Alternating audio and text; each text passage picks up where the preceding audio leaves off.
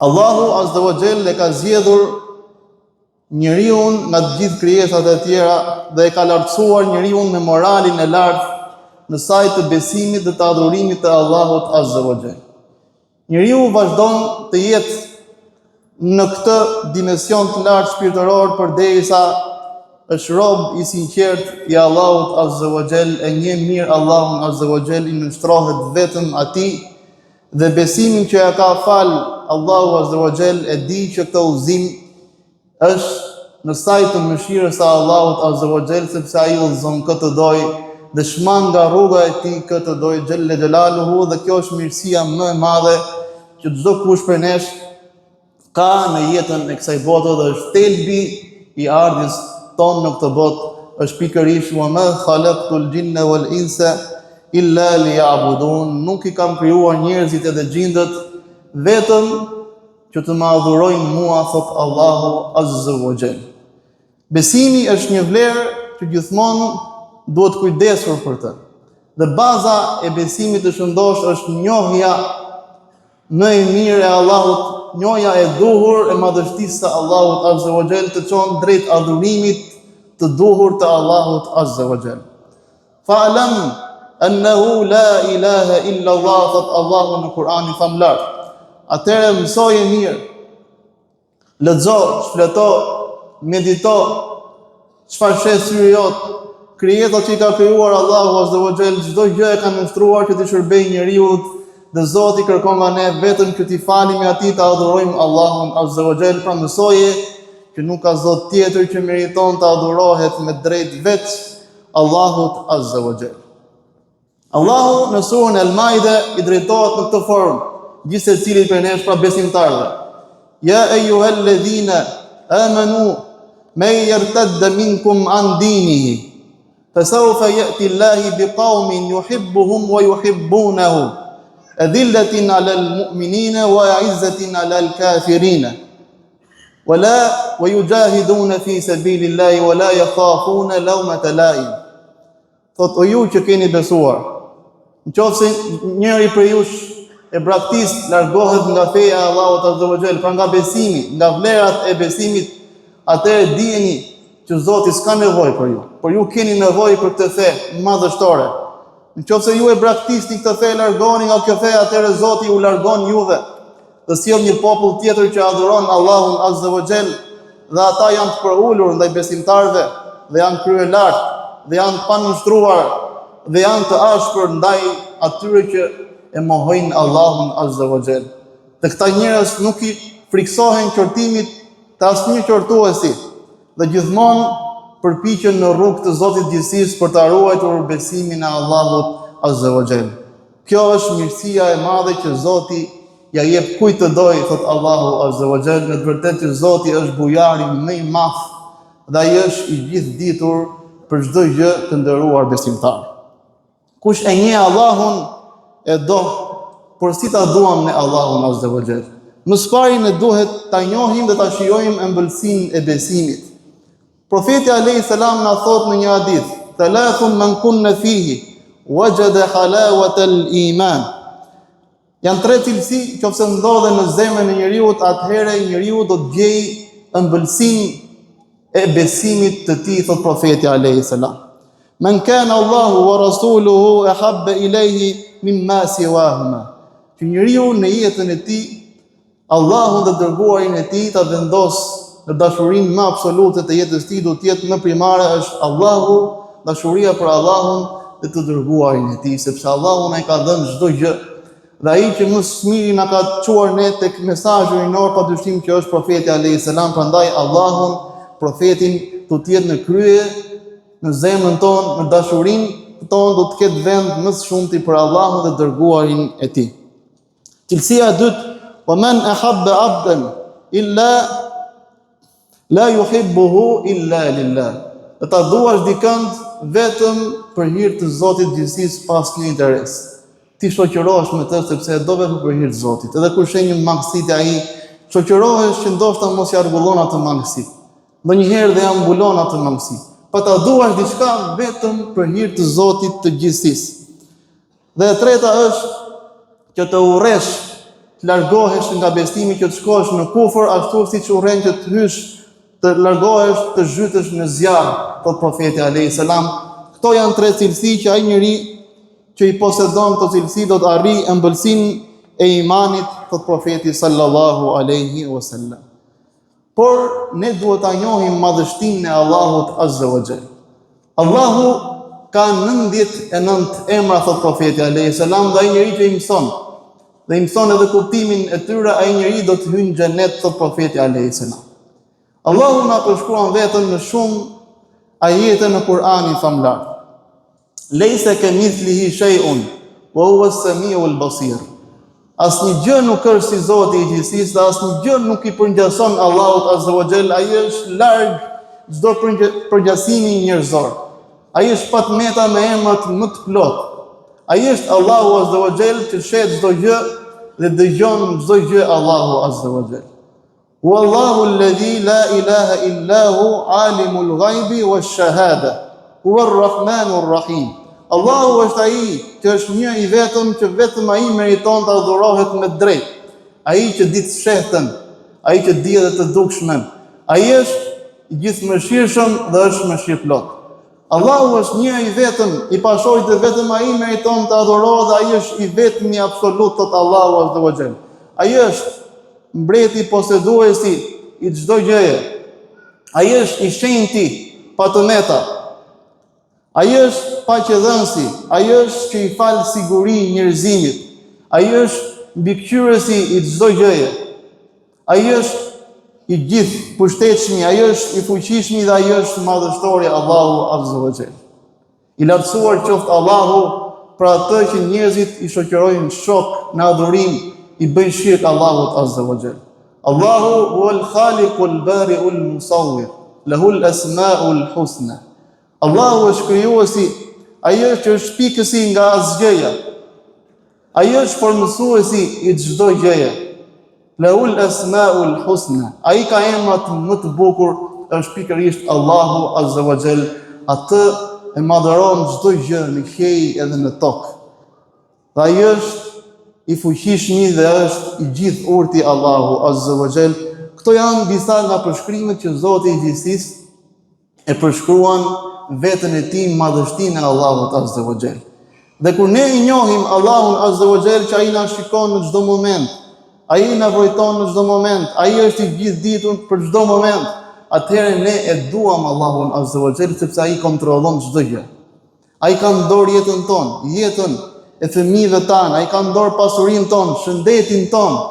Çdo gjë nuk ndodh vetëm se me lejen, me diturinë e Allahut azza wa jall. Dhe kur ne njohim madhështinë e Allahut azza wa jall, atëherë ne e duam Allahun azza wa jall dhe besimi atëherë derdhet në praktik. Robi në hadith kursi thot Allahu azza wa jall, më afrohet më shumti me gjërat që unë ja kam bërë detyrim, thot Allahu azza wa jall. Dhe robi vazhdon dhe na afrohet, pasi ai më ka njohur dhe çon në vend të gjitha gjërat që unë ja kam bërë farz detyrim, më afrohet me nafilet, me punët suplementare, me punët vullnetare që ai bën vetëm për kënaqësinë time.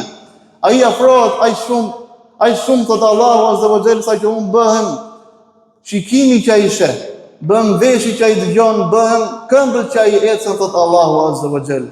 Dhe kur robi im vjen në këtë formë drejt meje, duke ecur, unë shkoj drejt tij, duke vrapuar, thot Allahu azza wa jall. I tillë është Zoti i gjithësisë, i gjithëmëshirshëm, mëshirëplot me të gjithë njerëzit.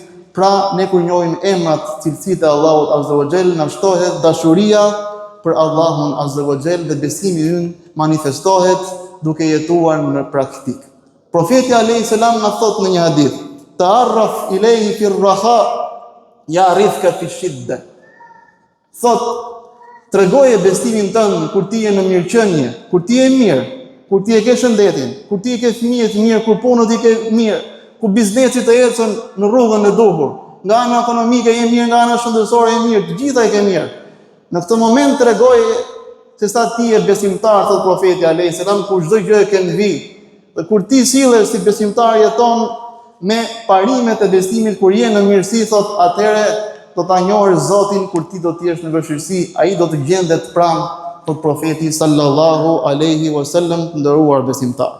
Allahu, thot profeti alayhis salam, gëzohet kur robi i tij thot la ilaha illa anta inni qad zalamtu nafsi faghfir li dhunubi fa innahu la yaghfiru dhunuba illa anta. Allahu kënaqet kur robi thot o Zot, ti je i vetmi dhe nuk ka askush tjetër veç teje, ti je i vetmi që meriton të adhurohesh. Në të vërtetë që unë i kam bërë vetes time një padrejti të madhe, i kam bërë shumë gjunahe, i kam kaluar kufin, i kam shkelur ato gjëra që ti ke bërë ndaluara. Prandaj më fal mua Zot, sepse ai që i fal gjunahet është vetëm Allahu Azza wa Jall. Pra e një madhështinë e Zotit që ai të sheh në çdo moment, por edhe kur bën gabim ti e njeh që ai është falës. Ai është i gjithëmëshirshëm dhe nuk e humb shpresën dhe më një herë pendohesh tek Allahu Azza wa Jall dhe rinis jetën edhe një herë, sa herë të bësh gabime për herë, sa herë të gabosh përsëri, pendohu tek Allahu Azza wa Jall, sepse ne jemi krijuar për të bërë gabime. Nëse ju nuk do të bëni mëkate, gjunahe, thot profeti alayhis salam, Allahu do t'ju largonte, do t'ju shfaroste, do të sillte një popull tjetër që bënin gjunahe dhe që kërkonin falje Allahut Azza wa Jall. Ta njohësh Allahun me të gjithë emrat e tij, pra ai që mëson 99 emrat e Allahut dhe i ka mësuar dhe i ka derdhur në brendimin e tij, në shpirtin e tij, në mendjen, në imagjinatën e tij, me sjelljet e tij në çdo moment. Ai emrat që i ka njohur, madhështinë e Allahut Azza wa Jall, reflektojnë në jetën e tij të përditshme të nderuar besimtar. Prandaj kush e njeh Allahun me të vërtetë, ai e do, dhe ai që e do Allahun i bindet dhe Allahu atij që i bindet e nderon pa mas të nderuar besimtar. Prandaj të meditojmë për krijimin e qiejve, tokës, të meditojmë për mëshirën, për bujarinë e skajshme, për mbrojtjen e vazhdueshme që Allahu na jep në çdo moment të jetës tonë nderuar besimtar. E dyta që ne na çon tek dashuria e Allahut Azza wa Jall është vlerësimi i mirësive që Zoti na i jep në çdo moment. Wa amma bi ni'mati rabbika fahaddith. Dhe për mirësitë që Zoti ty t'i ka falur, fol, shprehu, thot Allahu Azza wa Jall, pa mirësitë që t'i ka dhënë Zoti, falenderoje Zotin, ta dish që çdo mirësi është nga ana e Allahut Azza wa Jall. Cilësia e tretë që neve na çon tek dashuria e Allahut Azza wa Jall është përmendja e vazhdueshme e Allahut Azza wa Jall. Ala bi dhikrillahi tatma'innul qulub. Edhe nëse nuk di asgjë nga feja, ke njohur që është vetëm Zoti, Allahu Azza wa Jall, krijuesi i çdo gjëje, që është i gjithëmëshirshëm, që është falës i madh, ai që ka krijuar çdo gjë, ai që i thot njeriu ya ayyuhal insan ma gharraka bi rabbikal karim. O njeri, ç'të mashtroi ty kundrejt Zotit tënd bujar, që të krijoi nga hiçi, nga asgjë. Sa do mëkate të kesh, sa do gabime të kesh, pendohu tek Allahu Azza wa Jall. Përmende Allahun Azza wa Jall, e di që të ka krijuar Allahu dhe ai të fal, dhe ashtu shqipsi të vi nga shpirti i yt, thuaj o Zot më fal. Përmende Zotin, thuaj bismillah, thuaj Allahu Akbar, thuaj la ilaha illa Allah sa të mundur gjatë ditës, edhe nëse ti nuk e ke nisur akoma namazin, përmende Zotin. Përmende Zotin e botëve dhe do të gjesh qetësinë shpirtërore, sepse Zoti na ka krijuar pikërisht në këtë dimension dhe qetësia jonë shpirtërore gjendet vetëm kur ne e përmendim vazhdimisht Allahun Azza wa Jall. Prandaj thot Zoti ala bi dhikrillahi tatma'innul qulub. Dhe dijeni thot që ajo që i kënaq dhe i qetëson dhe i fal sigurinë e brendshme njeriu, shpirtit njeriu është asgjë tjetër vetëm se përmendja e Allahut Azza wa Jall. Ti vetëm thuaj la ilaha illa Allah, thuaj subhanallah, thuaj subhanallahi wa bihamdi. Thuaj ato përmendje që profeti i ka caktuar, i ka thënë, dhe do të shohësh që në jetën tënde gjërat do të ndryshojnë dhe qetësia jote do të vijë natyrshëm në zemrën tënde, në mendimin tënd, në brendin tënd, ti do të gjesh atë prejen që kërkon gjithsekush prej nesh të nderuar besimtar. Prandaj dhikri i Allahut e qetëson zemrën e njeriu. Leximi i Kuranit me meditim e shton besimin, e shton imanin e gjithë secilit prej nesh. Ai është një libër madhështor, libri i vetmi që do të ruaj qartësinë e tij dhe do të jetë i njëjtë siç i ka zbritur profetit alayhis salam deri ditën e gjykimit. Ne e kemi zbritur Kur'anin famlar, thot Zoti, dhe ne do ta ruajmë atë, dhe Zoti do ta ruajë Kur'anin famlar me ne ose pa neve. Allahu këtë libër do ta ruajë, por ne duhet të lexojmë çdo ajet në Kur'anin famlar duke e lexuar me meditim nderuar besimtar. Një sahabi, një prej shokëve të profetit alayhis salam, sa herë që dilte printe për imam, pas surës Fatiha lexonte gjithmonë surën Ikhlas. Dhe shokët e profetit alayhis salam shkojnë tek Allah, tek profeti alayhis salam dhe i thonë: "O i dërguar i Zotit, sa herë që del filani namaz lexon surën Fatiha dhe surën Ikhlas, kul huwallahu ahad deri në fund." Dhe e pyet profeti alayhis salam: "Pse lexon? Pyeteni pse lexon për herë këtë sure?" Dhe ai i thotë: "Sepse në këtë sure janë cilësitë e Allahut azza wa jall që thotë Zoti është një. Nuk është i lindur dhe as nuk ka lind kënd. Ai s'ka nevojë për askënd dhe çdo gjë tjetër ka nevojë për Allahun azza wa jall dhe asgjë nuk barazohet me Allahun azza wa jall."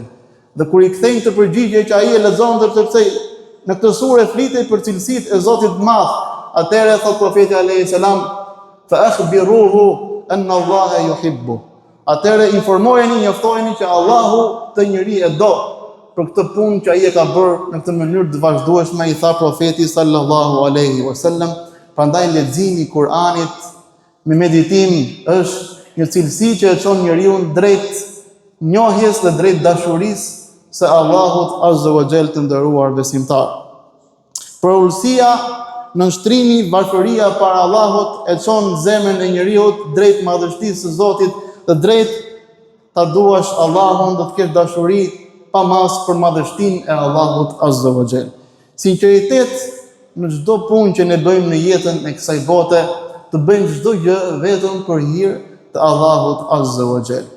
Dhe mënyra më e mirë për të shkuar tek dashuria e krijuesit, tek dashuria e Allahut azza wa jall është pikërisht siç na thot Zoti në Kur'anin famlar. Kul in kuntum tuhibbuna Allaha fattabi'uni yuhibbukumullahu wa yaghfir lakum dhunubakum. Thot, nëse ju doni Allahun azza wa jall, keni dashuri për Allahun azza wa jall, atëherë me pasoni mua, thot profeti alayhis salam, dhe vërtet Allahu do t'ja fal gjunahet dhe Allahu do t'ju doj edhe juve, thot profeti sallallahu alaihi wasallam, kalon në ajetin e Kur'anit famlar të nderuar besimtar. Punët që ne i bëjmë çdo ditë janë manifestimi më i qartë i besimit që ne kemi në zemër. Kur ne japim një sadaka, një lëmosh shehtas, kur shohim rreth e rrotullt që mos kemi një njerëz pranë dhe e japim vetëm për hir të Zotit gjithësisë, atëherë kjo është shenjë që në zemrën tënde ka besim. Ka frikë, respekt për Allahun azza wa jall kur ti je vetëm për vetëm dhe sheh majtas djathtas dhe jep një sadaka të vogël e jep vetëm për hir të Zotit gjithësisë. Pra ta manifestojmë besimin ton me vepra, duke qenë dobishëm për familjen ton, për veten ton, për fen ton, për shoqërinë, sepse njeriu më i mirë është ai që është më i dobishëm për njerëzit, tha profeti sallallahu alaihi wasallam. Të jemi larg syfajsisë, larg dyfytyrësisë, dhe të jemi afër sinqeritetit të Allahut azza wa jall, dhe kjo është ajo që shpëton gjithë secili prej nesh. E dim të gjithë historinë që një besimtare që i falte të gjitha namazet, që ishte e devotshme me punët që ajo bënte dukshëm, por ajo nuk e treguaj me shishme. Kur një masë kishte nevojë për përkujdesje, ajo e keq trajtoi dhe siç tregon profeti alayhis salam, Allahu këtë grua e çoi në zjarrin e xhehenemit sepse u tregua e pamëshirshme, pa besimi i saj nuk kishte reflektuar tek mirësia në veprat e saj. Ndërsa një tjetër nuk ishte e devotshme, nuk ishte edhe moral shumë të mirë. Tregon profeti alayhis salam për kushej një qen që kishte një etje të tmerrshme, ajo heq puzën e saj, merr ujë në puzë dhe i jep për të pirë një qeni, një kafshë, dhe profeti alayhis salam tregon Allahu për këtë gjë e çoi në xhennet.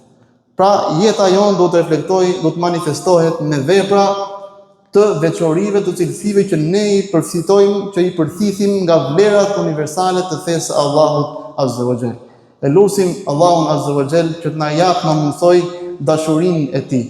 Dhe dashurinë e atij që do Allahun azza wa jall, dhe dashurinë e dashurisë që na afron neve tek dashuria e Allahut azza wa jall. E lutim Allahun azza wa jall që të na mundsoj që të mos jemi të shkujdesur në këtë muaj të Shabanit. E lutim Allahun azza wa jall që të filloj reflektimi në jetën tonë që në këtë momente, dhe e lutim Allahun azza wa jall që të na jap jetë, shëndet që ne të arrijmë shëndosh e mirë muajin e bekuar të Ramazanit, që është muaji i faljes, kur që tashmë që tani ka filluar dritërimat e brendshme të gjithë secilit prej nesh që ne zi e presim këtë muaj, sepse njeriu natyrshëm lodhet nga sfidat e jetës dhe shpirti ynë instinktivisht reagon ndaj madhështisë dhe ndaj adhurimeve që ne bëjmë pikërisht në muajin e Ramazanit. E lutim Allahun që të na falë mëkatet, të na